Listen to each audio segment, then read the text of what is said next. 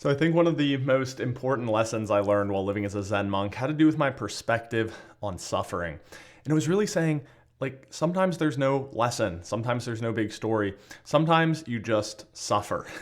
There's a Zen story even that talks about a master who said something like, in the summer we sweat, in the winter we shiver. And so it's really not always about avoiding it, because suffering is an unavoidable part of life in a lot of cases. It's really about how do we deal with it.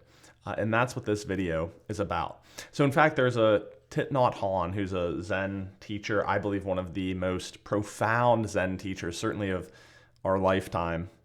He says something like, you shouldn't be afraid of suffering. You should be afraid of not knowing how to handle your suffering.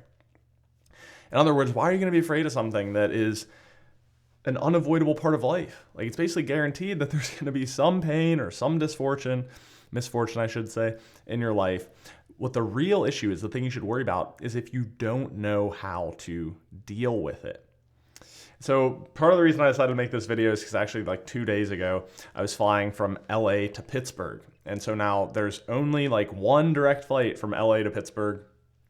It is a true red eye. So you leave LA at like 10 p.m. and you land in Pittsburgh at like 5 a.m. And in my infinite wisdom, I decided to book on Spirit Airlines. So you may be giggling already. So I'm on Spirit, right? And if you've ever flown Spirit, it's like they literally have stadium seating. And I don't mean like elevated bleachers or something. It's like, no, they took like chairs from a stadium. Like, they're just plastic. They don't recline. They're a perfect right angle plastic chair. So you're sitting in there for 5 hours through the middle of the night.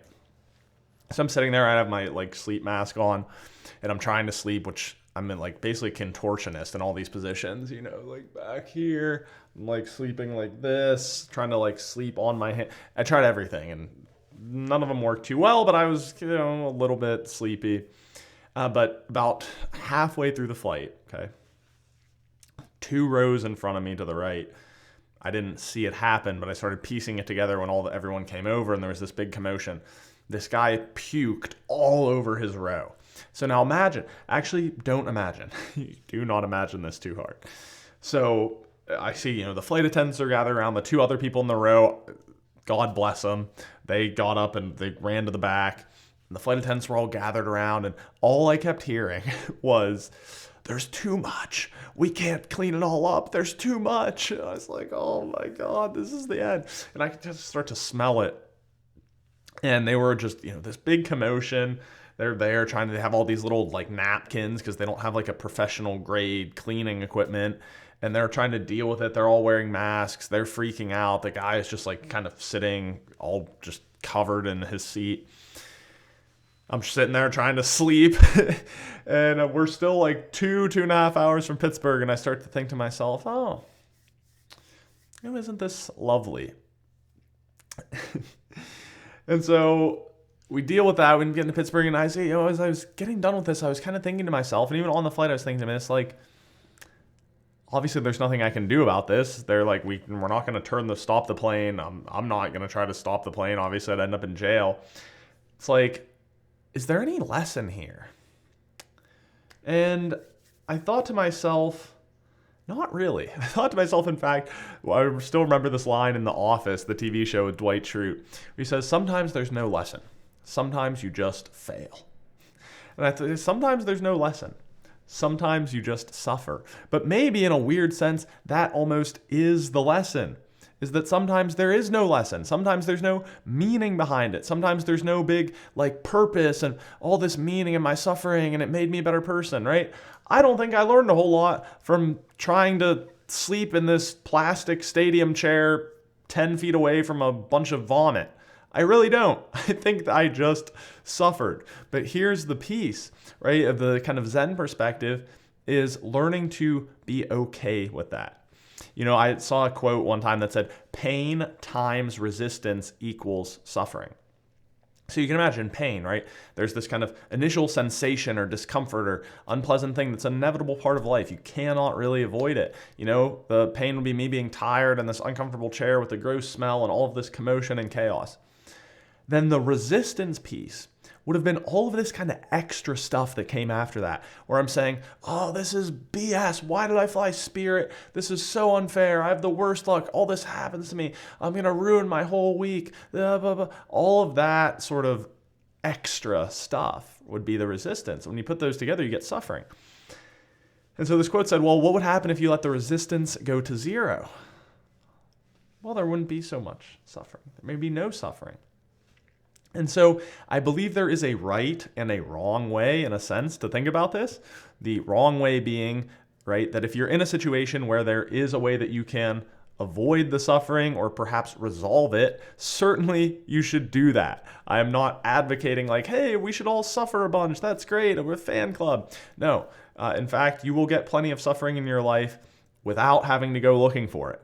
So if you are in a situation where you can resolve some of it, certainly do that. If that means having a conversation with someone, or removing yourself from a situation, or taking care of some piece of your life, certainly do that.